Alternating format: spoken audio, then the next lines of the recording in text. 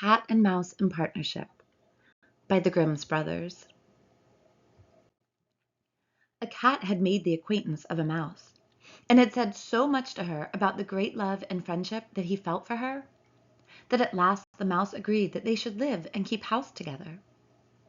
"But we must make preparations for winter, or else we shall suffer from hunger," said the cat. "And you, little mouse, cannot venture out everywhere, or in the end you will be caught in a trap." This good advice was followed, and they bought a pot of fat, but they did not know where to store it. Finally, after much consideration, the cat said, "I know of no place where it will be better stored up than in the church. No one dares take anything away from there. We will put it beneath the altar, and not touch it until we are really in need of it." So the pot was stored safely away, but it was not long before the cat took a great longing for it, and said to the mouse, "I wanted to tell you, little mouse, that my cousin has brought a little son into the world, and she has asked me to be his godfather. He is white with brown spots, and I am to hold him over the baptismal font. Let me go out today, and you look after the house by yourself." "Yes, yes," answered the mouse, "by all means go, and if you get anything good to eat, think of me. I would like to drink a drop of sweet red christening wine myself." All this, however, was untrue. The cat had no cousin, and had not been asked to be godfather. He went straight to the church, crept up to the pot of fat, began to lick at it, and licked off the top of the fat. Then he went for a stroll on the roofs of the town, looked out for opportunities, and then stretched out in the sun, licking his whiskers whenever he thought of the pot of fat. He did not return home until it was evening. "Well, here you are again," said the mouse. "You must have had a happy day." "Everything went well," answered the cat. "What name did they give the child?" asked the mouse. "Top off," said the cat quite coolly. "Top off?" cried the mouse. "That is a very odd and uncommon name. Is it a usual one in your family?" "What does that matter?" said the cat. "It is no worse than Crumb Thief, as your godchildren are called." Before long, the cat was seized by another fit of longing. He said to the mouse, "You must do me a favor, and once more manage the house alone for a day.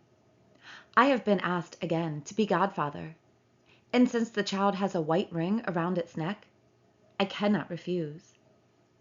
The good mouse consented. However, the cat crept behind the town wall to the church, and devoured half the pot of fat. "Nothing tastes as good as that which one eats by oneself," he said, and was quite satisfied with his day's work. When he arrived home, the mouse asked, "What name was this child christened with?" "Half gone," answered the cat. "Half gone? What are you saying? I have never heard that name in all my life. I'll wager it is not in the almanac." The cat's mouth soon again began to water for the delicious goods. "All good things come in threes," he said to the mouse. "I have been asked to be godfather again. The child is totally black, only it has white paws. Otherwise, it has not a single white hair on its whole body. This only happens once every few years. You will let me go, won't you?" "Top off, half gone," answered the mouse. "They are such odd names that they make me stop and think." "Here you sit at home," said the cat, "with your dark gray fur coat and long braid of hair capturing fantasies.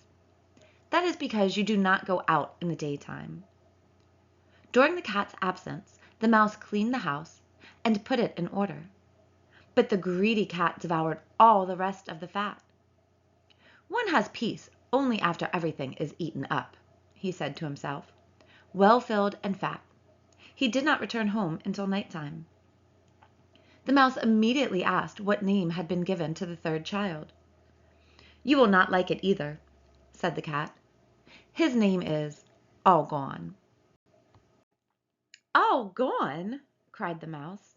"That is the most worrisome name of all. I have never seen it in print. All gone?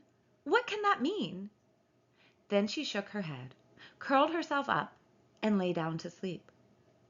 From this time forth no one invited the cat to be godfather. But when winter had come and there was no longer anything to be found outside, the mouse thought of their stored food, and said, "Come, cat, we will go to our pot of fat which we have stored up for ourselves. It will taste good now."